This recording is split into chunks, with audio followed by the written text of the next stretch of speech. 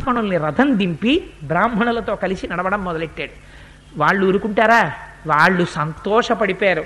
రామా, మాకు ఇంకేం అక్కర్లేదు, ఇలాగే మనందరం వెళ్ళిపోదాం అడవికి. నీకు యవరాజ్య పట్టాభిషేకమై గొడుగు పట్టకపోతే వచ్చిన నష్టమేమిటి? మేము వాజపేయి యాగం చేసినప్పుడు పట్టేటటువంటి శ్వేతఛత్రాలు ఉన్నాయి. ఆ శ్వేతఛత్రాలని రామా నీ మీద ఎండపడకుండా మేము పడతాం ఛత్రం. ఎంతమంది అభిమానించారో చూడండి. అందుకే లోకంలో ప్రమాదం ఎప్పుడు తప్పుతుంది అంటే, మనం బతికుండాలని కోరుకునేటటువంటి వాళ్ళు, మన కీర్తిని మన యశస్సుని కాంక్షించే వాళ్ళు లోకంలో చాలా మంది ఉంటే, ఆ పేరు చెప్పగానే ఆయన చాలా కాలం బ్రతకాలండి అని కోరుకునే వాళ్ళు ఉంటే ఉపద్రవాలు తప్పుతాయి. ఆ జన్మకి సార్థకత. వాడా అనిపించుకున్న నాడు మనుష్య జన్మకి ప్రయోజనం ఎక్కడుంటుంది? అందుచేత మహానుభావుడు బ్రాహ్మణులందరూ వస్తుంటే తమసా నదీ తీరాన్ని చేరుకున్నారు. చేరుకుని ఆ తమసా నదీ తీరంలో ఆగారు. ఆగి ఆ రాత్రి పడుకున్నారు. పడుకున్న తర్వాత తెల్లవారింది. తెల్లవారుతుంటే ఆ రాత్రంతా అక్కడ కూర్చుని అయోధ్య విశేషాలు, అయ్యో మా నాన్నగారు ఇవాళ రాత్రి పడుకుని ఉంటారు, ఎంత బాధపడుతూ ఉంటారో అని చెప్పి అనుకుంటున్నారు. ఈ ప్రజలందరూ కూడా కష్టపడి నడిచి వచ్చారేమో, ఆదమరిచి రాముడి చుట్టూ పడుకుని నిద్రపోయారు. మధ్యలో రాముడు సీతమ్మతో కలిసి పడుకున్నాడు. లక్ష్మణుడు మాత్రం నిద్రలేక అలాగే ఉన్నాడు. రాముడు అంటాడు, నేను రాజ్యాన్ని విడిచిపెట్టిన తరువాత మొట్టమొదటి రాత్రి వచ్చింది, మా నాన్నగారు ఎంత బాధపడుతున్నారో అన్నాడు. అంటే మనకి సినిమాలో ఒక్కసారి ఫ్లాష్ బ్యాక్ పెడుతుందే, అలా వాల్మీకి మహర్షి ఎడతారు ఆ సర్గలోకి. రామాయణం ఏమందామండి నిజంగా. దశరథ మహారాజు గారు రాముడు వెళ్ళిపోయిన తర్వాత మూర్ఛ వచ్చి నేల మీద పడిపోయాడు. పడిపోయి తన్నుకుంటుంటే కుడి చేతి పక్కన కౌసల్య ఉంది, ఎడం చేతి పక్కన కైకమ్మ ఉంది. కౌసల్య పాపం ఆవిడ వృద్ధురాలు, పైకి లేపలేదు కదా, చెయ్యి పట్టుకుని దశరథుడిని పైకెత్తుతోంది. సంజ్ఞ పొందాడు. పక్కన కైకమ్మ ఉంది. ఆయన చూసి అన్నాడు, నీచురాలా, నీ వల్ల రాముడు వెళ్ళిపోయాడు. నువ్వు ఇంకా నన్ను నీ చేత్తో ముట్టుకోకు. ఏ అగ్నిసాక్షిగా నీ పాణిగ్రహణం చేశానో ఆ నిన్ను ఇప్పుడే విడిచిపెట్టేశాను, ఇంకా నువ్వు నన్ను ముట్టుకోకు అని సైన్యాన్ని పిలిచి ఇక్కడ నుంచి నన్ను నడిపించి కౌసల్యాగృహానికి చేర్చేయండి అన్నాడు. అంటే ఆ కౌసల్యాగృహానికి వెడుతూ నిజంగా ఏడిచాడు ఆ రోజున దశరథ మహారాజు గారు. రాముడు వెళ్ళిపోయాడు, నాకెక్కడికి వెడితే శాంతి లభిస్తుంది? రాముడి గృహంలో వెడితే ఇల్లంతా బావురుమంటూ ఉంటుంది, సీతారాములు ఉండరు. సుమిత్రా గృహంలోకి వెడితే లక్ష్మణుడు లేడు, భరత శత్రుఘ్నులు లేరు, నలుగురు కొడుకుల తండ్రిని. ఇవ్వాలా నేను ఇంత శోకాన్ని పొందితే నాన్నగారు బెంగ పెట్టుకోకండి అని నన్ను కౌగిలించుకుని, బెంగ పెట్టుకోకండి నాన్నగారు అనడానికి ఒక్క కొడుకు లేడు. ఇంత ఉపద్రవంలో ఉన్నాను.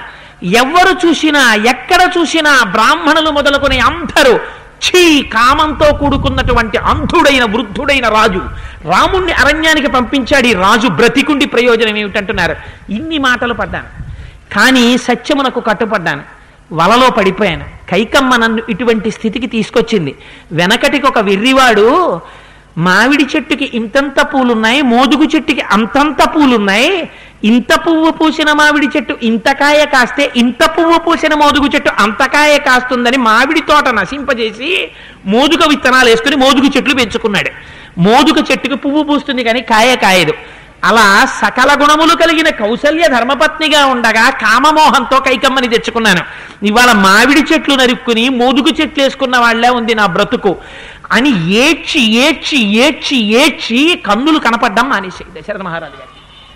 మానేస్తే ఆ రోజున కౌసల్యాగృహానికి తీసుకెళ్లి పర్యంకం మీద పడుకోబెట్టారు. పడుకోబెడితే నిజంగా మహాప్రభో ఆ సర్గలు చదివితే ఉంటుంది, ఇలా ఉంటుందా మనుష్య జీవితం అంటే అనిపిస్తుంది. కౌసల్యని పిలిచి అంటాడు, నాకు వినపడుతోంది, నాకు నువ్వు ఒక్కసారి ముట్టుకో. ఎందుకు నిన్ను ముట్టుకోమంటున్నానో తెలుసా కౌసల్య? నీ గర్భంలోంచి రాముడు వచ్చాడు, నువ్వు రాముడి తల్లివి కదా, నేను వెళ్ళిపోతాను, ఇక నేను బ్రతకను, నేను చనిపోయే లోపల ఇంకా రాముడు ఎలాగో నన్ను ముట్టుకోడు, నేను ఇంకా రాముణ్ణి చూడను. దొంగలు పడిన వారు ఇంట్లో కొన్ని వస్తువులుంచి కొన్ని వస్తువులు ఎత్తుకుపోయినట్టు రాముణ్ణి చూడ్డానికి అలవాటు పడిపోయిన నా దృష్టి రాముడితో వెళ్ళిపోయింది. ఇంకా నాకు మిగిలిన ప్రపంచం ఏం కనపట్టలేదు. కౌసల్య, నువ్వు కూడా నాకు కనపట్టలేదు. అందుకని కనీసం నువ్వు నన్ను ఇలా ముట్టుకుంటే నా త్వగింద్రియం చర్మం పనిచేస్తోందేమో నేను తెలుసుకుంటాను. రాముణ్ణి కన్న తల్లివి కదా, నువ్వు ముట్టుకుంటే రాముడు ముట్టుకున్నట్టు ఉంటుందేమో, కొంచెం నా మనస్సుకి ఏమైనా ఆనందం కలుగుతుందేమో, కౌసల్య ఒక్కసారి నన్ను వచ్చి ముట్టుకోవా కౌసల్య, ముట్టుకుని నన్ను ఉద్ధరించవా అంటాడు. అంటే కౌసల్య వచ్చింది, అవునులే కన్న కొడుకుని అరణ్యాలకు పంపించేశావు, కైకమ్మతో ఇన్నాళ్ళు కన్ను మిన్ను గానక ప్రవర్తించావు, ఇవాళ నన్నిటువంటి దౌర్భాగ్యమైన పరిస్థితిలో పారేశావు, నీ వల్ల దేశమంతా క్షోభిల్లుతోంది, ఇప్పటికైనా నీకు చాలా సంతోషంగా ఉందా రాజా, ఆనందంగా పడుకుంటావా ఇప్పుడు అంది. అంటే పడిపోయినటువంటి గుర్రాన్ని ఎందుకు పొడుస్తావు కౌసల్య, నీ దగ్గర ఉపశాంతి పొందుతానని వచ్చాను, ఇవాళ నా మనస్సుకి సంతోషపరచగలిగిన వాడు ఎవ్వరూ లేడు, కనీసం నువ్వు వచ్చి ఇలా ముట్టుకుంటావని నీ దగ్గరికి వచ్చాను, దానిలో రామస్పర్శ పొందుదామని, నువ్వు కూడా ఇంత మాట అన్నావా కౌసల్య, నా పర్యంకం మీదే మూర్ఛపోయాడు మహానుభావుడు. ఎన్ని మాటలు మూర్ఛపోయాడో అసలు దశరథ మహారాజు గారు, ఎంత బాధపడ్డాడో నిజంగా. అయ్య బాబోయ్, దశరథుడు ఎంత సుఖపడ్డాడో అంత కష్టపడ్డాడు అనిపిస్తుంది.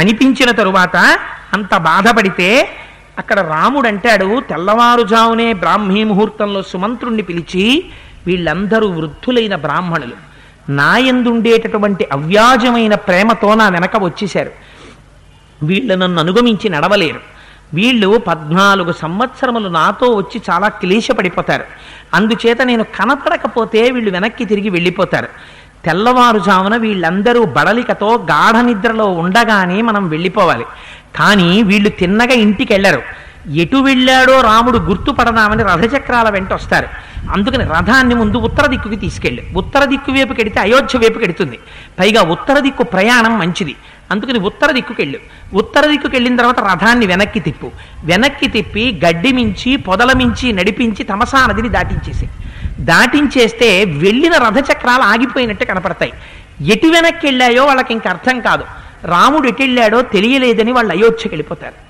ఎందుచేత మహానుభావుడు అక్కడ తండ్రిని ధర్మంలో నిలబెట్టాడు, ఇంతమంది బ్రాహ్మణులు తన వల్ల కష్టపడకూడదు, ఇంతమంది జానపదులు తన వల్ల కష్టపడకూడదు, అందుకని వాళ్ళని వెనక్కి పంపించడం కోసం ఈ ప్రణాళిక రచించి తెల్లవారుజామునే సీతారామ లక్ష్మణులు రథం ఎక్కి సుమంత్రుణ్ణి పిలిచి నిశ్శబ్దంగా ఉత్తర దిక్కు వైపుకి రథాన్ని నడిపించి మళ్ళీ అదే గాడి మించి వెనక్కి తిప్పి తమసా నదిని రథం మీద దాటి ఆవలి వైపుకు వెళ్ళిపోయారు. తెల్లవారింది, బ్రాహ్మణులు అందరూ లేచారు, అయ్యో మొద్దు నిద్ర, ఎంత నిద్రపోయామో, ఏడి రాముడు అన్నారు అని రాముడి రథచక్రాల గాడిని బట్టి వెళదాం రండి అని అందరూ గాడి పట్టుకు బయలుదేరారు, అది అయోధ్య వైపుకి వెడుతోంది. అమ్మయ్య, రాముడు అయోధ్యకి వెళ్ళిపోయాడనమాట అనుకున్నారు మనసులో, రాముడికి అదే కావాలి, ఒక్కసారి అందరూ అటు వైపుకి వచ్చారు, ఆగిపోయారు రథచక్రాలు, ఎటు వెళ్ళాడో తెలియలేదు, తల కొట్టుకున్నారు, వెనక్కెడితే మనందరూ నిలదీస్తారు, ఏం వెళ్ళలేదా మీరు, ఇంకా బతికిపోదామని వచ్చేసారా, రాముడి శుశ్రూష చెయ్యలేరా అని అడుగుతారు, ఏం చేస్తాం అని ఏడుస్తూ అయోధ్యకి తిరిగి వెళ్ళిపోయారు. వాళ్ళు ఎలా బాధపడ్డారో అయోధ్యలో ఉన్న వాళ్ళు కూడా వాళ్ళని అలాగే ప్రశ్నించారు. సరే, అందరూ తిరిగి వెళ్ళారు, దుకాణాలు తెరవలేదు, ఎవ్వరిలో సంతోషం లేదు, అన్నం వండుకున్నవాడు అయోధ్య పట్టణంలో ఒక్క కుటుంబం లేదుట ఆ రోజున. రాముడు వెళ్ళిపోయాడని ఒక్కళ్ళు అగ్నిహోత్రాన్ని సమారాధన చేయలేదు, ఎక్కడా ఇంటి ముందు కళాబీ జల్లలేదు, ఒక్క చోట ముగ్గు పెట్టలేదు, ఏ ఇంటి ముందు నిలబడి నడుస్తూ వెడుతున్నా వెక్కి వెక్కి వెక్కి వెక్కి ఏడుస్తున్న వాళ్లే ప్రతి ఇంటిలోంచి. అంతమంది ఏడుస్తుంటే కైకమ్మ మనసు మారలేదు, అది విచిత్రం. ఇప్పటికీ కూడా రాముణ్ణి వెనక్కి పిలిపిద్దామన్న ఆలోచన ఆవిడికి రాలేదు. కోసల రాజ్యంలో పరమ సంతోషంగా ఉన్న ఏకైక ప్రాణి, మృగములు కూడా లేవు, పక్షులు కూడా, ఒక్క కైక మాత్రం ఆ స్థితిలో ఉంది. ఎంత రజోగుణం లేకపోతే దేవతలు ఆవిడ్ని అలా ప్రేరేపించారో చూడండి, రజోగుణం ఎంత ప్రమాదమో ఆలోచించండి. అందుకే ప్రయత్నపూర్వకంగా పక్కన పెట్టి తలని ఇలా ఉంచి నమస్కరించడం నేర్చుకోవాలి. అది చేత కాకపోతే తల ఇలా బిరుసుతో పైకి లేచిన కొద్దీ ప్రమాదాలు వెన్నంటి వస్తాయి. సరే, అటువంటి స్థితిని పొందిన తరువాత అక్కడి నుంచి తమసా నదిని దాటారు. ఆ తర్వాత వరసగా ఒక్కొక్క రోజు వేదశ్రుతి, గోమతి, స్యందిక అనేటటువంటి నగరాల్ని దాటారు. దాటి కోసల రాజ్యానికి సరిహద్దుల్లోకి వచ్చేశారు. కోసల రాజ్యం అంతా పుష్కలంగా పంటలు పండుతూ ఉంటుంది. అయోధ్య నగరాన్ని విడిచిపెట్టి వెళ్ళిపోయే ముందు ఆ నగరానికి అధిష్టాన దేవత ఉంటారు. మనం ఒక ఊళ్ళో ఉంటాం, ఇప్పుడు కాకినాడలో ఉంటున్నాం, కాకినాడకి నూకాలమ్మ తల్లో, బాలా త్రిపుర సుందరి అమ్మవారో ఎవరో నగరానికి అధిష్టాన దేవత ఉంటారు. ఆ అధిష్టాన దేవత, అందుకే మన వాళ్ళు పూర్వం నైవేద్యాలు పెట్టామని ఒక సంస్కృతి ఉంటుంది.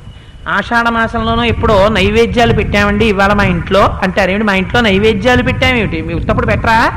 కాదు, ఆ రోజున ప్రత్యేకం పెడతారు. పాలారతి పప్పారతి అని ఇవో వండాం, కొడుకులు ఉన్నారు ఇది వండాం, కూతుళ్ళు ఉన్నారు ఇవి వండాం అంటూ ఉంటారు. ఇవన్నీ ఏమిటి? మీరు ఒక ఊళ్ళో సంతోషంగా ఉన్నారు అంటే ఆ ఊరికి అధిష్టాన దేవత ఉంటారు. ఆవిడ ఈ ఊళ్ళో ఉన్న వాళ్ళందరి యొక్క సుఖశాంతులని విచారణ చేస్తుంటారు.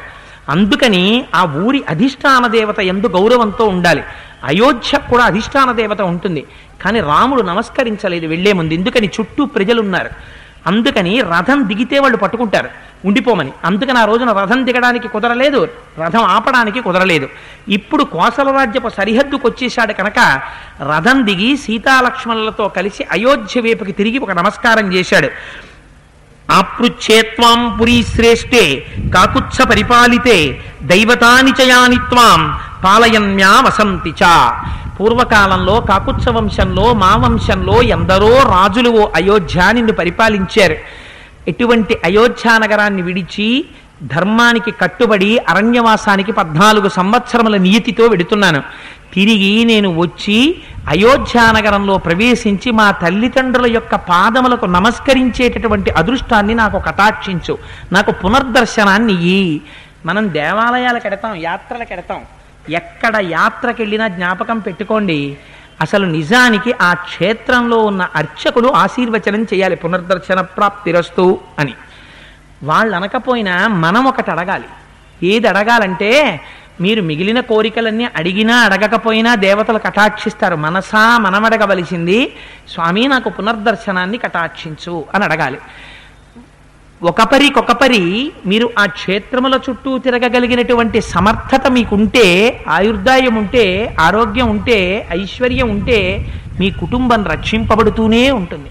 అందుకని ఎక్కడికి వెళ్ళినా నేను మళ్ళీ ఇక్కడికి వస్తాను అంటూ ఉండాలి. అదేం కొంతమంది అయ్యో మొక్కు అయిపోతుందేమోనండి, మొక్కు కాదు, ఈశ్వరుణ్ణి అడగాలి. స్వామి పునర్దర్శనం మళ్ళీ చేసుకునే అదృష్టాన్ని నువ్వు నాకు కటాక్షించు అంటూ ఉండాలి. అందుకు సంతోషిస్తారు. వెళ్ళిపోతున్నవాడు ఏదో చాలా నానా కష్టాలు పడి మన ఇంటికి వచ్చిన వాడు వెళ్ళిపోయేటప్పుడు చెల్లాయి మళ్ళీ వస్తానమ్మా వచ్చే వారం కనపడతానంటే సంతోషంగా ఉంటుంది. కానీ ఏటమ్మా ఇల్లు ఇంత దూరంలో కట్టుకున్నారు, సత్యాన్ని రావడానికి అంటే అన్నయ్య గారు మళ్ళీ ఎప్పుడైనా వచ్చినప్పుడు రండి అంటే, అబ్బో ఎక్కడ రాగలమమ్మా మీ ఇంటికి అన్నాడు అనుకో, ఆవిడ మనస్సు ఖేదపడింది అనుకో, ఏమో నువ్వు మళ్ళీ వస్తావు రావు. అందుకని ఆ మాట అననుకోడదు, విననుకోడదు. అందుకని నీ నోటి వెంట ఎప్పుడూ ఓ మంచి మాటే రావాలి. ఏది అమ్మా నాకు మళ్ళీ పునర్దర్శనాన్ని కటాక్షించమ్మా అంటూ ఉండాలి ఏ క్షేత్రానికి వెళ్ళినా. అందుకని నాకు పునర్దర్శనాన్ని అన్నాడు రాముడు. నేర్పాడు మనకి జీవితంలో ఎలా బతకాలో. ఒక ఊరు విడిచిపెట్టి మన ఊరు నుంచి ఇంకో ఊరు వెడుతుంటే, మన ఊరు దాటిపోతుంటే, విశాఖపట్నమో విజయవాడో బయలుదేరామనుకోండి, 2 వైపులు ఏదో ఓ వైపేగా ఎడతాం, ఇటెడితే ఇది సముద్రం తప్ప. అందుకని వెళుతున్నప్పుడు కాకినాడ పొలిమేర దాటుతున్నాం అనేటప్పటికీ నిజానికి మనం చెప్పులిప్పి కారులో ఉన్నా, బస్సులో ఉన్నా, రైల్లో ఉన్నా ఓసారి వెనక్కి తిరిగి బాలాత్రిపుర సుందరి అమ్మవారికో, నూకాలమ్మ తల్లికో, మీరు ఏ దేవత అనుకుంటే ఆ దేవతకి మేము నమస్కారం చేయమండి అని చెప్పి లేనిపోని గొడవలు పెట్టుకోక్కర్లేదు. ఎవరికి చేస్తే వాళ్ళు పురానికి అధిష్టాన దేవతగా మనసులో భావించుకుని ఒక నమస్కారం చేసి వెళ్ళడం ఉత్తమ సాంప్రదాయం. వాళ్ళ అనుగ్రహంతో మళ్ళీ తిరిగి వస్తాం ఏ కష్టాలు లేకుండా. అందుకని ఒక నమస్కారం చేసి మహానుభావుడు రామచంద్రమూర్తి బయలుదేరి ఆ కోసల రాజ్యపు సరిహద్దులు దాటిపోయారు. దాటిపోయిన తరువాత గంగానదీ తీరాన్ని చేరుకున్నారు. ఆ గంగానదీ తీరంలో బ్రహ్మాండమైనటువంటి వేగంతో గంగ ప్రవహిస్తోంది. ఆ చప్పుడు విన్నారు, సంతోషించారు. ఆ సుమంత్రుడు రథం మీద తీసుకొచ్చిన తరువాత ఒక ఇంగుదీ వృక్షము యొక్క నీడలో కూర్చున్నారు. అంటే గార చెట్టు, ఆ గార చెట్టు యొక్క నీడలో కూర్చున్నారు. గార చెట్టు బెరడు అరగతీసి ముద్ద కట్టుకు తింటూ ఉంటారు ఏమీ లేనటువంటి వాళ్ళు. ఆ గార చెట్టు నీడలో కూర్చున్నారు. కూర్చున్న తర్వాత గుహుడికి తెలిసింది రాముడు వచ్చాడని. ఎంత సంతోషపడిపోయాడు. గుహుడంటే ఏమిటో తెలుసా అండి? గుహుడి గురించి రకరకాలైనటువంటి ప్రతిపాదనలు ఉన్నాయి. గుహుడు యజ్ఞయాగాదులు చేసేవాడని, కానీ ఆయనది శృంగిబేరపురము అని చెప్పి మనకి రామాయణంలో రాశారు. శృంగిబేరపురము అంటే యథార్థం మనకు అర్థం ఏమిటంటే, ఆయన ఎంత పాశవిక వృత్తితో ఉండేటటువంటి వాడంటే, జింకలు లేళ్ళు మొదలైనటువంటి వాటిని వేటాడడంతో పాటుగా దారి దొంగతనాలు కూడా చేసేవాడు అని. కానీ వేటాడడంతో పాటుగా జింకలు మొదలైన వాటి బొమ్మలు పెట్టేవాట. అవి జింకలే అనుకుని జింకలు వస్తే ఆ జింకల్ని పట్టుకు చంపేవాడు. చంపి పరపీడనమే తన యొక్క పోషణంగా తీసుకుని జీవించినటువంటి ప్రవృత్తి కలిగినటువంటి గుహుడికి ఉన్న గొప్ప లక్షణం రాముడంటే పరమభక్తి. ఆ ఒక్క లక్షణాన్ని అడ్డు పెట్టుకుని రామచంద్రమూర్తి గుహుణ్ణి ఉద్ధరించేశారు. నువ్వు ఎంత పాశవిక ప్రవృత్తిలో ఉన్నవాడివైనా ఒక్కసారి రామనామం చాలు రక్షించేస్తుంది, రామకథ చాలు నిన్ను ఉద్ధరించేస్తుంది. ఎన్ని కోట్ల జన్మల పుణ్యమో రామకథ వినడం అంటే. అందుకని ఆ గుహుడు అంటాడు, పరుగు పరుగున వచ్చి రాముణ్ణి గట్టిగా కౌగిలించుకున్నట్ట ఇంగుదీ వృక్షం కింద కూర్చుని ఏడుస్తున్నాడు రాముడంతటి వాడు. అయ్యో మా నాన్నగారు ఎలా ఉన్నారో, మా అమ్మ ఎలా ఉందో అని. తమార్త సంపరిష్యద్య గుహో రాఘవమబ్రవీత్ యథాయోధ్యా తదేయంతే రామకిం కరవాణితే. రామ, ఇది శృంగిబేరపురం అని నువ్వు అనుకోకు, ఇది కూడా అయోధ్యే, ఇది నీ రాజ్యం, ఈ రాజ్యం కొత్తది అని అనుకోకు. మనం స్వతంత్రంగా అవతలవారు భావించాలి అంటే ఒక్క మాట అంటే సరిపోతుంది. అవతల వారిని బట్టి వారికి మీ పట్ల ఉన్న ఆప్యాయత ప్రకటించాలంటే ఏమంటాం? అయ్యో అదేమిటమ్మా, ఈ ఇల్లు ఇంకొకరిదని అనుకోకండి, ఇల్లు మీ ఇల్లేనమ్మా. అందుకే ఆడపిల్లలు వస్తే నోరారా ఇంటి యజమాని నోటి వెంట ఒక మాట రావాలి, అమ్మా ఇది నీ పుట్టిల్లమ్మా అనాలి. ఆ వచ్చినటువంటి చెల్లెలి వరస వాళ్ళు కూడా అలా సంతోషించాలి. వచ్చిన చెల్లెలి వరస స్త్రీ మా అన్నయ్య గారు నిజంగా అన్నయ్యలా ఎలా మాట్లాడతాడో అని సంతోషించి వెళ్ళింది అనుకోండి, ఒక ఆడపిల్ల అలా సంతోషించి వెడితే దేవతలందరూ సంతోషిస్తారు. అందుకని ఇంటికి వస్తే మాట ఎలా మాట్లాడాలో నేర్పింది మనకి శాస్త్రం. అందుకని ఇది నీ రాజ్యమే అనుకో, ఇదే అయోధ్య అనుకో, రామా సంతోషంగా ఉండు. స్వగతంతే మహాభాగో తవేయమఖిలామహి వయం ప్రేష్యా భవాన్ భర్త సాధురాజ్యం ప్రసాదిన భక్ష్యం భోజ్యం చ పేయం చ లేహ్యం చేదముపస్థితం శయనాని చ ముఖ్యాని వజినం ఖదనం చ తే గుహమేవం బ్రువాణంతో రఘవ ప్రత్యువాచ అర్చితాశ్చైవ పృష్టాశ్చ భవతా సర్వదా వయం పద్భ్యామభిగమాశ్చైవ స్నేహ సందర్శనేన చ. రామ, భక్ష్యములు భోజ్యములు లేహ్యములు ఇవన్నీ సిద్ధం చేశాను, అన్నరాసులు పట్టుకుని వచ్చాను. ఒకరి ఇంటికి వెడితే వాళ్ళు సంతోషంగా మనకి ఏదైనా ఇచ్చారనుకోండి, ఒక్కొక్కరి దగ్గర ఒక్కొక్క దుర్గుణం ఉంటుంది. ఒక్కొక్కరిని మీరు చూడండి, ఎవరికైనా ఇంటికి వచ్చినప్పుడు అమ్మ తాగండి అని ఒక కప్పు కాఫీ ఇస్తే నేను కాఫీ తాగనండి అంటే, ఆల్ రైట్ మీరు కాఫీ తాగరు, కొద్దిగా పాలు తీసుకోండి అమ్మా అన్నాం అనుకోండి, నేను తాగను అంటారు. ఆల్ రైట్ పోనీ పాలు తాగరు, ఓ ద్రాక్ష పండు తినండి అమ్మా అన్నాను, నేను తినను. అది పద్ధతి కాదు, అలా ఉండకూడదు. ఒకరి ఇంటికి వెళ్ళినప్పుడు మర్యాద. ఏది మర్యాద? నిజంగా నువ్వు తినలేకపోతే నీ కుడి చెయ్యి దాని మీద వేసి, నిజంగా ఇవాళ తినలేని పరిస్థితి అండి మరోలా అనుకోకండి, నువ్వు లేచి వచ్చి ఆ పళ్ళాన్ని లోపల పెట్టి వెళ్ళాలి తప్ప పెట్టినప్పుడు నేను తినను నేను తినను నేను తినను అని అనకూడదు. అవతల వారి యొక్క ప్రీతిని నీకు ఒక పదార్థ రూపంలో ఆవిష్కరిస్తారు తినమని, దాన్ని అంత నిరసన భావంతో మాట్లాడకూడదు. ఇవాళ మనకు ఉన్నటువంటి దౌర్భాగ్యం ఏమిటంటే, మిగిలినవి కబుర్లు ఎన్నైనా కావాలి, ఒకరు పెట్టినటువంటి ఆప్యాయతతో పెట్టిన పదార్థాన్ని స్వీకరించకపోతే అవతల హృదయం ఎంత క్షోభపడుతుందో అర్థం చేసుకోరు. ఇది సంస్కారానికి సంబంధించిన విషయం, ఇది నేర్చుకోవాలి. అందుచేత ఎంత గొప్పగా మాట్లాడాడో చూడండి రాముడు. గుహ పరిగెత్తుకొస్తూ అన్నపు మూటలు పట్టుకు పరిగెత్తుకొచ్చాడు, రామా తినవయ్యా అని. అంటే రాముడు అన్నాడు, ఇవన్నీ నేను తినకూడదయ్యా, నేను ప్రస్తుతం ఒక తాపసిగా జీవిస్తున్నాను, మా అమ్మకి మాట ఇచ్చి వచ్చాను, అందుకని నువ్వు ప్రభువువి, నేను తాపసిగా బతుకుతున్నవాణ్ణి, ఇవాళ నువ్వు ఇచ్చిన హంసతూలికా తల్పాల మీద నేను పడుకోకూడదు గుహ, ఇటువంటి మధురాన్నాలు నేను తినకూడదు, ఇవాళ రాత్రి నేను ఆచమనం చేసి నీళ్లు తాగి పడుకుంటాను, నువ్వు నేను వచ్చానని ఇంత ప్రేమగా నా కోసం పరిగెత్తుకుంటూ వచ్చి నన్ను గట్టిగా కౌగిలించుకుని కన్నుల నీళ్లు పెట్టుకుని, రామా అయోధ్యకి దీనికి తేడా ఏమిటి, ఇది అయోధ్యే నీ రాజ్యమే రామా అన్నావే, ఆ మాటతో నాకు పూజ అంతా చేసేసావు. చూడండి, ఇది రాముడు చూసేది. మీరు చేసే పూజ కాదు రాముడు చూసేది, మీరు మనస్సుతో ఎలా ప్రేమిస్తారు, మీరు మాట్లాడే మాట అవతల వారికి తృప్తినిస్తుంది, మీ ప్రవర్తన అవతల వారికి తృప్తినిస్తుంది. ఎంత జాగ్రత్తగా మాట్లాడాడో చూడండి. మా తండ్రి గారైన దశరథ మహారాజు గారికి గుర్రాలంటే చాలా ప్రీతి, అవి మమ్మల్ని ఇంత దూరం తీసుకొచ్చి అలిసిపోయాయి, వాటికి కావలసినంత గడ్డి మొదలైన దానాన్ని ఇవ్వయా గుహ అన్నారు. అంటే ఆయన గడ్డి వేశాడు, అవి తిన్నాయి, నేల మీద పడుకున్నాయి, పొర్లాయి. సుమంతుడు తెచ్చాడు, నీళ్లు పోశాడు, కడిగాడు, సేద తీరాయి. మరునాడు ఉదయం బయలుదేరు, గంగానది దాటుతానన్నారు. గుహుడు తీసుకొచ్చాడు, పెద్ద పడవ నిర్మించాడు. లక్ష్మణుణ్ణి పిలిచారు. రామచంద్రమూర్తి, లక్ష్మణ, సీతమ్మని చెయ్యి పట్టుకుని లోపలికి ఎక్కించు అన్నారు. మీకు ఇక్కడ నిజాయితీ ఉన్నప్పుడు లక్ష్మణుడు సీత చెయ్యట్టుకున్నాడా? వీటి గురించి బెంగేం లేదు. ఒక తల్లి స్నానం చేస్తూ ఉంటుంది. పిల్లవాడు స్కూల్ నుంచి లోపలికి వచ్చి ఎల్కేజీయో యూకేజీయో చదువుకుంటున్నటువంటి పిల్లవాడు అక్కడ ఉంటాడు. ఉండి వాడేవో బొమ్మలు వేసుకుంటూ ఉంటాడు. అమ్మ బాత్రూంలోంచి బయటికి వచ్చి ఒళ్ళు తుడుచుకుంటుంటుంది. పిల్లాడు ఒళ్ళు తుడుచుకుంటున్న అమ్మ దగ్గరికి వచ్చి నిలబడి, అమ్మ రేపు స్కూల్కి వెళ్ళినప్పుడు నాకు కొత్త పెన్సిల్ కొంటావా అని మాట్లాడుతుంటాడు. అప్పుడు కొడుకు పురుష శరీరంతో పుంస్త్వంతో స్త్రీగా అమ్మని చూస్తాడా? చూడడు. ఆ పసితనానికి ఏం తెలుసు అంటే అమ్మతనం ఒక్కటే తెలుసు.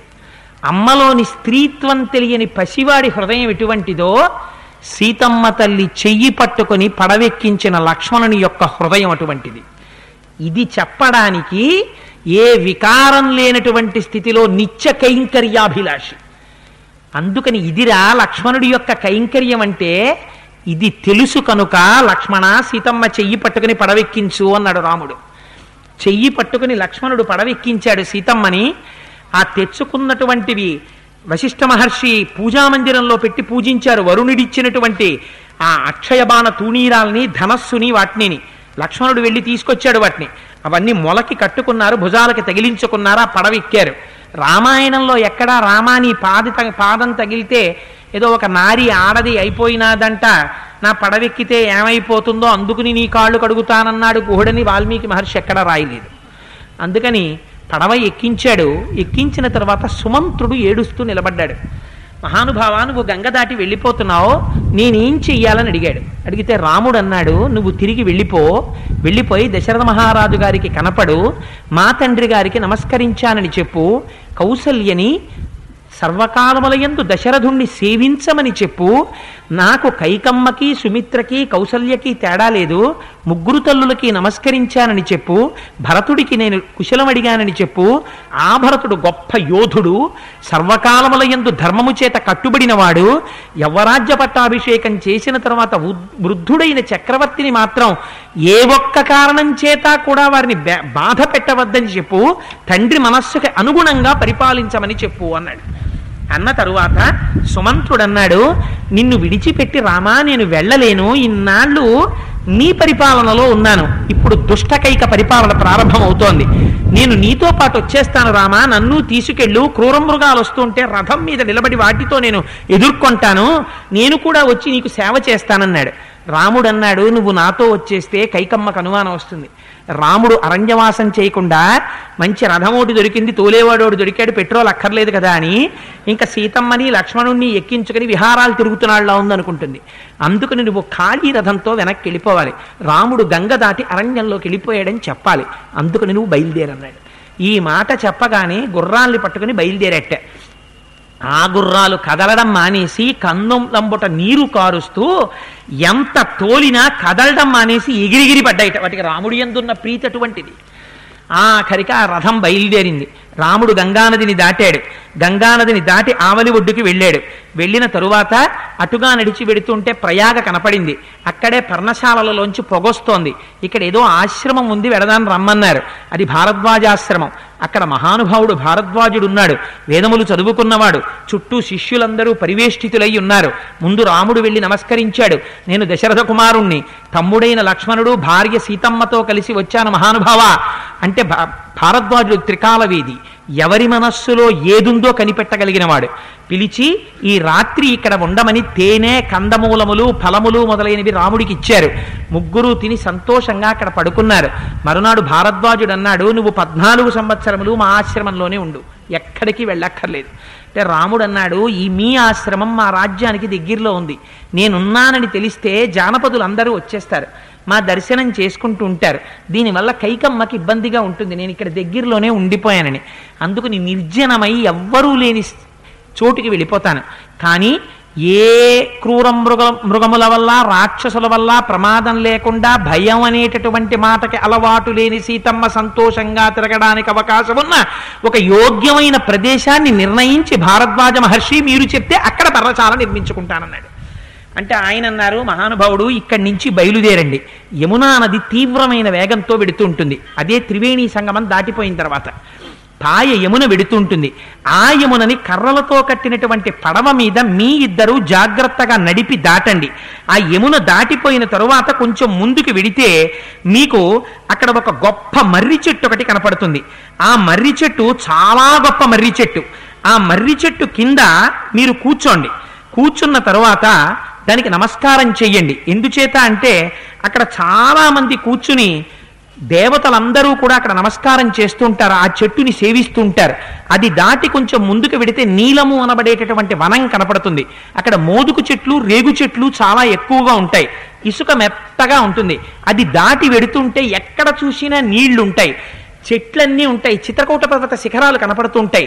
చిత్రకూట పర్వత శిఖరాలు ఎంత దూరం కనపడతాయో అంత దూరం మనిషి మనస్సులో పాపపుటాలోచనలు రావు. అందుకని మీరందరూ చిత్రకూట పర్వతాన్ని చేరుకోండి. అక్కడ వాల్మీకి మహర్షి ఆశ్రమం ఉంది.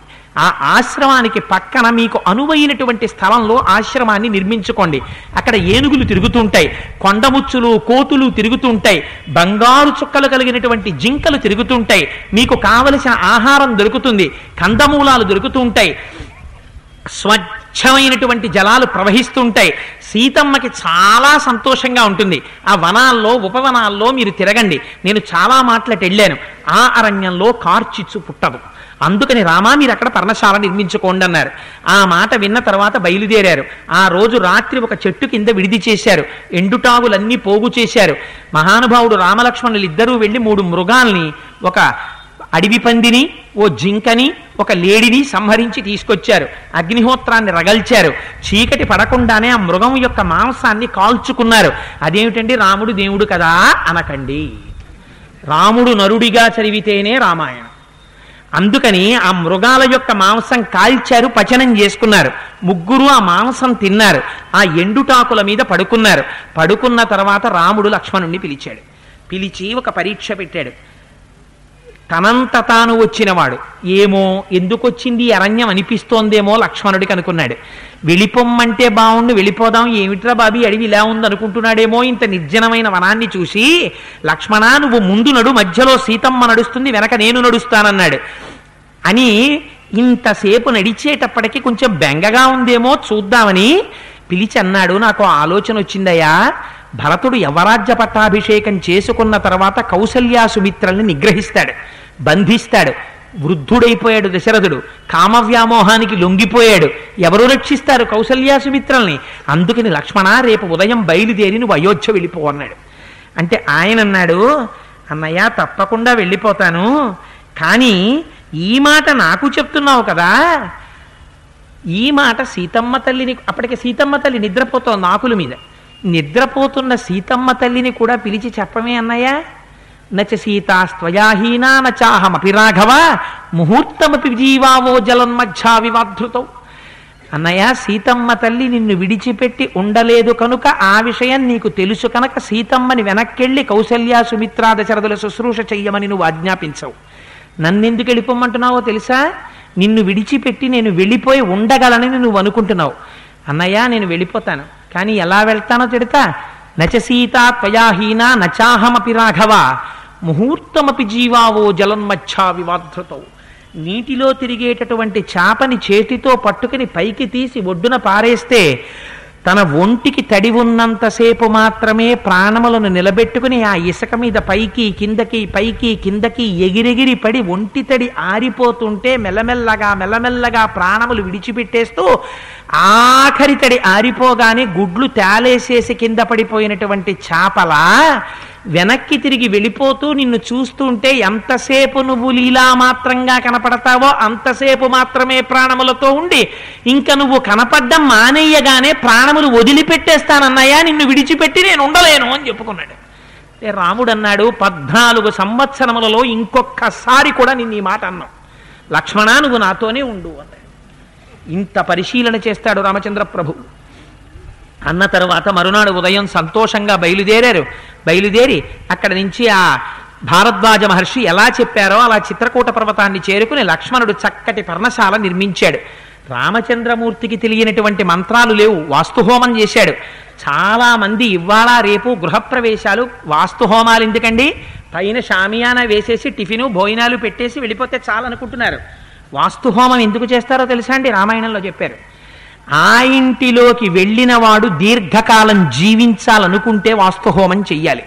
వాస్తుహోమం చెయ్యకుండా గృహప్రవేశం చేస్తే అల్పాయుర్దాయవంతుడవుతాడు, ప్రమాదాలు వస్తాయి.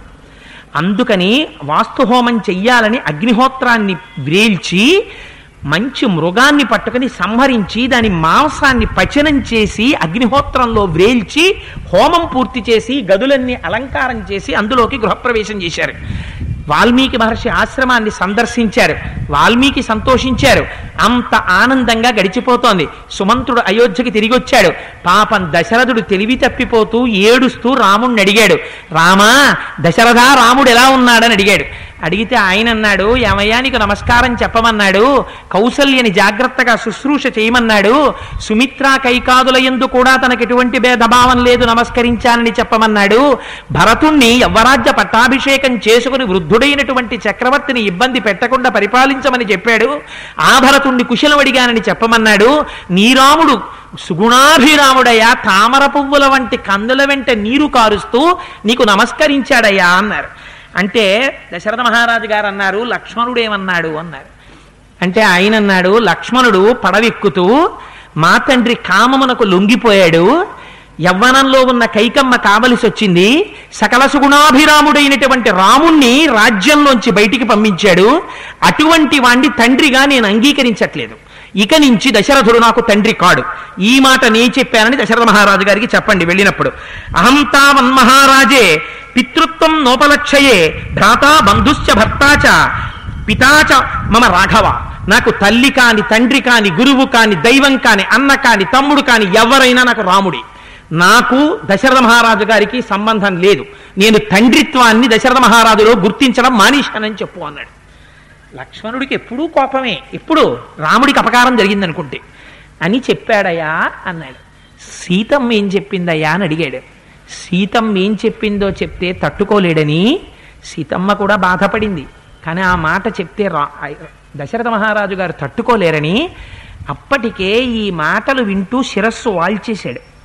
వాల్చేసి నిస్త్రాణం వచ్చేసి కట్టేసిన ఏనుగు గుర్రు గుర్రుమన్నట్టు గుర్రుమంటున్నాడు. అంటే ఏమిటి, ఇంకా ప్రాణములు కూడా శోషించిపోతున్నాయి దశరథుడికి, బెంగ పెట్టేసుకున్నాడు. అందుకు నా మాట చెప్పకూడదని నీ కోడలు సీతమ్మ పడవెక్కుతూ కన్నుల వెంట నీరు కారుస్తూ ఒక్కసారి రాముడి వంక నా వంక చూసి నమస్కరించి పడవెక్కి వెళ్ళిపోయిందయా అన్నాడు. సీతమ్మ అలా చూడ్డంలో నేను అన్న మాటలు మా మామగారితో అనకుసుమా అని చెప్పినట్టు అనిపించింది సుమంత్రుడికి. అందుకని అనలేదు అసలు. అంటే బాధతో మరి సీతమ్మ మాత్రం ఏదో అనదా, ఎంత ఇబ్బంది వచ్చింది మా ఆయనకని, ఆ మాట మాత్రం ఇహ చెప్పలేదు. ఎంత అంటే కొడుకు మాట కన్నా కోడలి మాటకి దశరథ మహారాజు గారు అంత జాగ్రత్త పడతాడని తెలుసు. అందుకని అది చెప్పలేదు. చెప్పకుండా ఈ మాటలు చెప్పి దశరథుడు చాలా పరివేదన చెందుతున్నాడని ఒక మాట చెప్పాడు. ఏమీ లేదయ్యా, మీ వాళ్ళు చాలా సంతోషంగా ఉన్నారు. అప్పటికే పాపం సుమిత్ర కొంత ఓదార్చింది వాళ్ళని. రాముడితో పాటు సీతమ్మ సంతోషంగా నడుస్తూ ఆ వనాల్ని ఉపవనాల్ని అన్నిటినీ చూస్తోంది. నీకు ఇంకొక విషయం చెప్పనా, సీతమ్మ అరణ్యంలో నడిచి వెడుతుంటే హంసలు కూడా ఆవిడ పక్కనే అటువైపు నుంచి నడుస్తూ సీతమ్మ నడక చూసి అలా నడవడం ప్రాక్టీస్ మొదలెట్టాయని చెప్పాడు నవ్వించడానికి. ఎందుకనిట, ఇన్నాళ్ళు మాకన్నా నడకలు నడిచే వాళ్ళు ఎవరైనా అలా పడుకునేవిట, మేము నడిస్తే అందరూ చూసి హంస నడక అంటారని. సీతమ్మ తల్లి అరణ్యంలోకి వచ్చాక నడకలు మానేసి హంసలన్నీ ఓ మూల పడుకున్నాయిట. ఏమే మీరు నడవడం మానేశారంటే ఏం చెప్పుకోలేనులే, మాకన్నా అందంగా నడిచే ఆవిడ కొత్తగా ఒక ఆవిడ వచ్చింది అరణ్యంలో కన్నాయిట అని సీతమ్మ అలా వెళ్ళిపోతుంటే దగ్గరికి వెళ్ళడం భయం వేసి అలా దూరంగా హంసలు కూడా ఆవిడ కాళ్ళ వంక చూస్తూ ఆవిళ్ళ అడుగులేస్తున్నాయిట. అలా నడిచిందయా సీతమ్మ అన్నారు. ఎందుకని సంతోషిస్తాడు దశరథ మహారాజు గారని. ఈ మాట చెప్పి సుమంత్రుడు లేచాడు. కౌసల్యంది, ఒక స్త్రీ ముగ్గురి చేత రక్షింపబడాలి, భర్త చేత రక్షింపబడాలి, కొడుకు చేత రక్షింపబడాలి, జ్ఞాతుల చేత రక్షింపబడాలి. భర్త వై కూడా నువ్వు నాకు రక్షణనివ్వలేదు, కొడుకు చేత రక్షింపబడాలి, ఆ కొడుకు నా దగ్గర లేకుండా చేసేసావు. జ్ఞాతుల చేత రక్షింపబడాలి, నాకు జ్ఞాతి అన్న వాళ్ళు ఎవరు దగ్గరలో లేరు. అందుకని నువ్వు చేసిన దుశ్చేష్టితానికి దశరథ ఇవాళ నేను దిక్కుమాలిన చావు చచ్చిపోతున్నాను. నా కొడుకు గురించి విని నేను బతక. అందుకని నేను మరణించనన్నా మరణిస్తాను.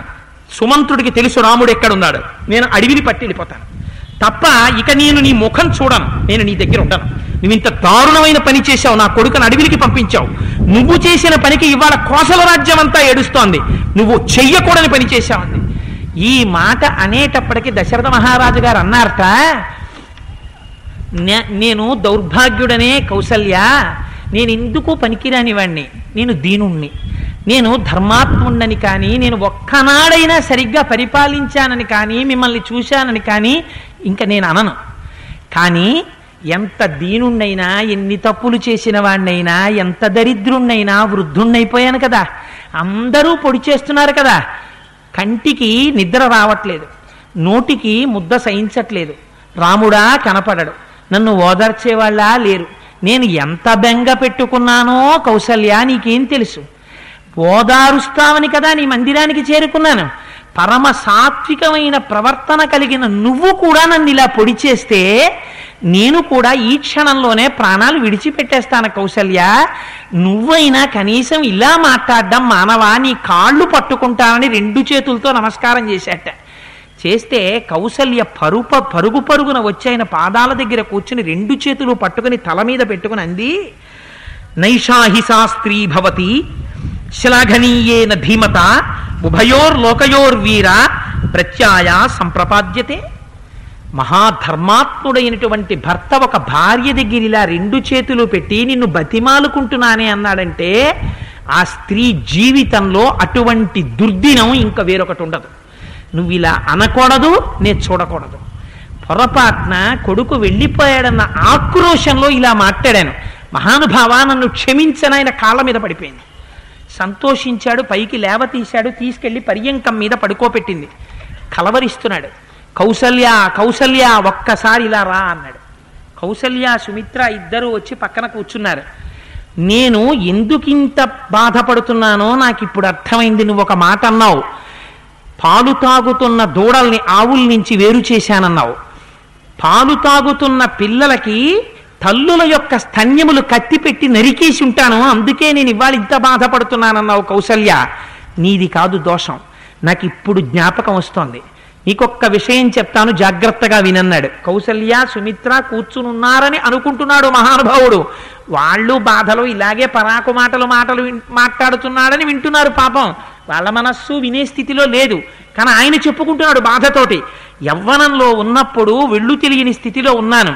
అప్పుడు మంచి వర్షాకాలం, మంచి వర్షం పడి అరణ్యమంతా నీరు నిలబడి ఉంది. సహజంగా యవ్వనంలో ఉన్నవాణ్ణి కాబట్టి నాలో రజోగుణం ప్రకోపించింది, వేటాడాలనిపించింది. బయలుదేరి వెళ్ళాను. ఆకాశమంతా నిర్మలమైంది, భూమంతా నీటితో నిండి ఉంది. ఎక్కడ చూసిన నెమళ్ల యొక్క క్రేంఖణములు వినపడుతున్నాయి. పక్షుల రెక్కలు తడిసిపోయి బరువై ఎగరలేక గూళ్లలో కూర్చున్నాయి. ఇప్పుడు క్రూర మృగాలు తప్పకుండా నీటికయ్య దగ్గరికి వస్తాయని ఆ రోజు రాత్రంతా ధనస్సుకి బాణాన్ని సంధించి కూర్చున్నాను.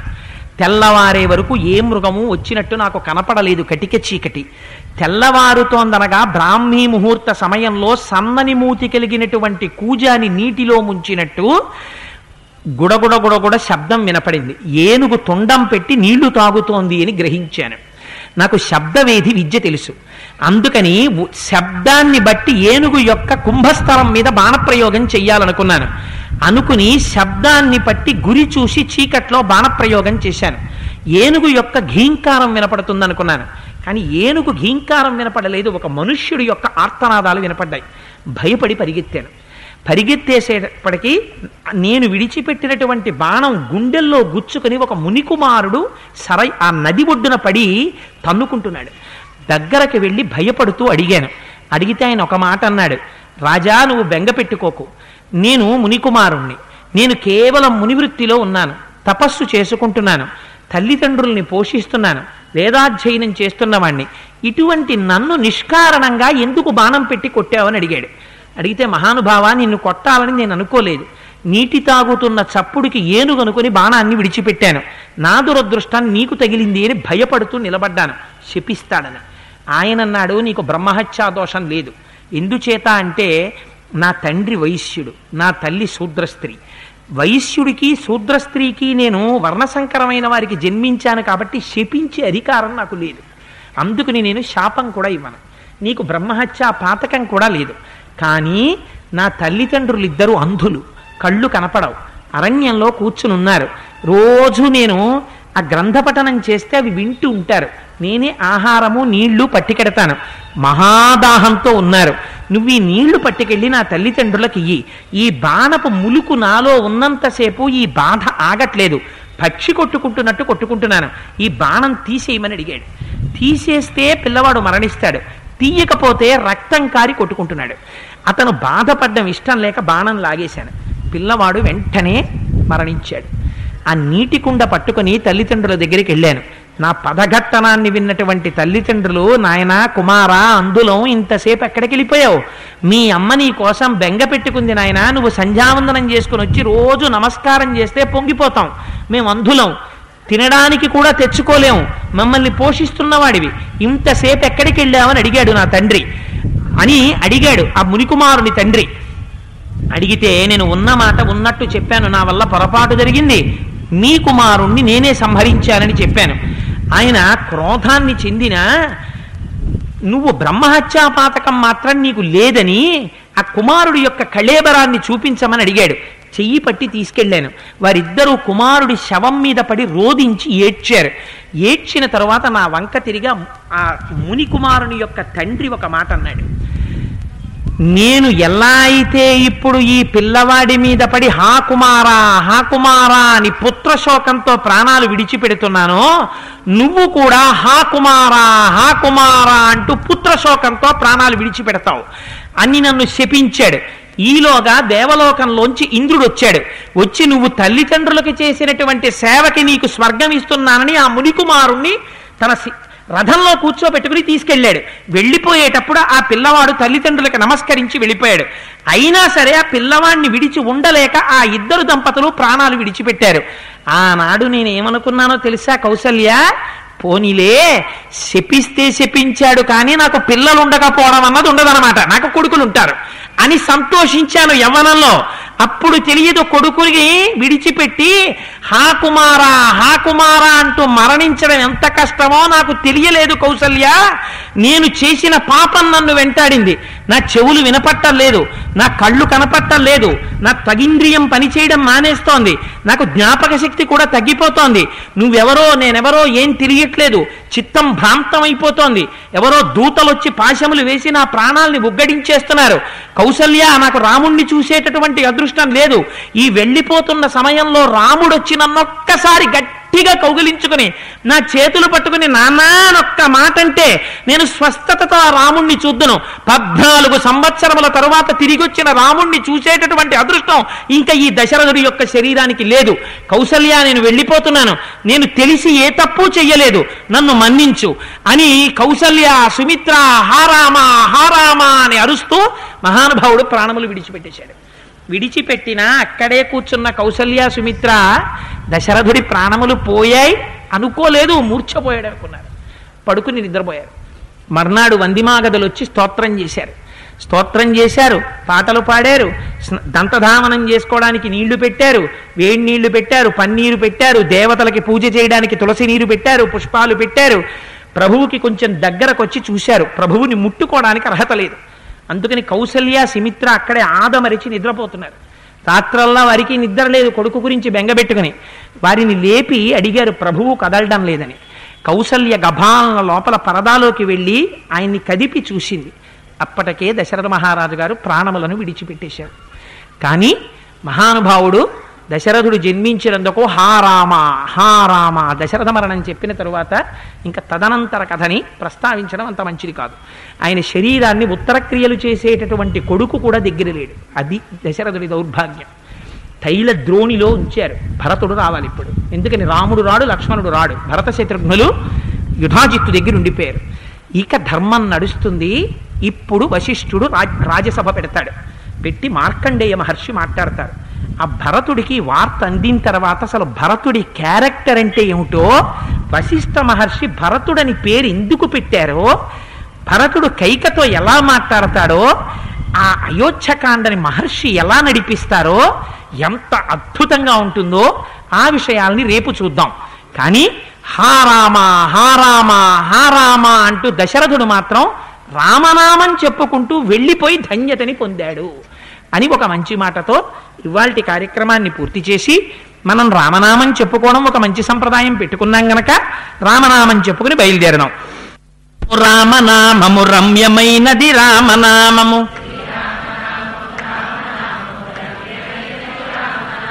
శ్రీమదఖిల రహస్య మంత్ర విశేషధామము రామనామము,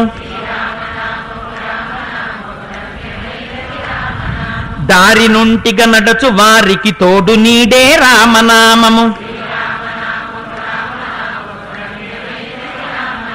నారదాది మహామునీంద్రులు నమ్మినది శ్రీరామనామము, కోరి కొలచిన వారికెల్లను కొంగు బంగారు రామనామము, పాహి కృష్ణాయనచు ద్రౌపది పలికినది శ్రీరామనామము, ఆలు బిడ్డల సౌఖ్యమున కన్నను అధికమైనది రామనామము, నీవు నేనను భేదమేదియు లేకయున్నది రామనామము, ఇడాపింగళ మధ్యమందున ఇమిడియున్నది రామనామము, అండపిండ బ్రహ్మాండములకు ఆధారమైనది రామనామము, గౌరికిది ఉపదేశ నామము కమలజుడు జపించు నామము, గోచరంబగు జగము లోపల గోప్యమైనది రామనామము.